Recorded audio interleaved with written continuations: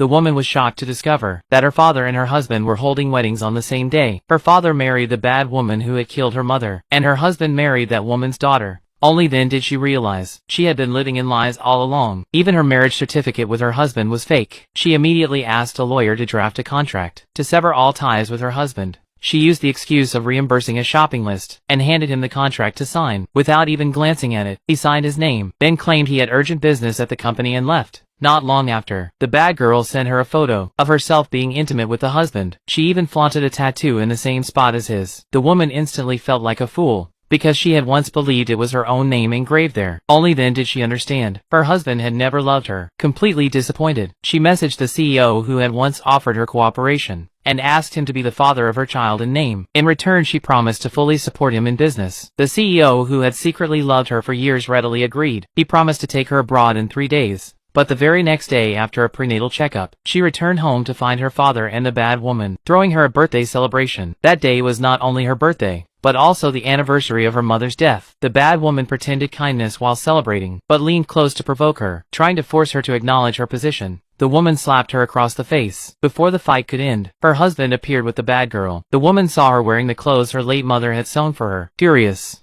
she forced the girl to take them off. The girl deliberately fell and tore the clothes into shreds. But instead of stopping her, the husband demanded the woman apologize to her. The bad girl pretended to comfort her, then shoved her hard onto the floor. She hit the sofa and felt her pregnancy in danger, yet no one reached out to help her. They all turned and walked away. The woman called for emergency help before fainting. When she woke up, she found herself in the hospital. Luckily, the baby was safe, but the nurse told her that no one had come to see her the entire time. She took out her phone to pay the bill, only to be shocked. Her father had frozen her bank card. She had no choice but to drag her weak body out of the hospital. But right outside, she ran into the bad girl's provocation again. Seeing the familiar places, she finally realized everywhere her husband had once taken her, he had already taken the bad girl first. The woman decided to stay away from them completely.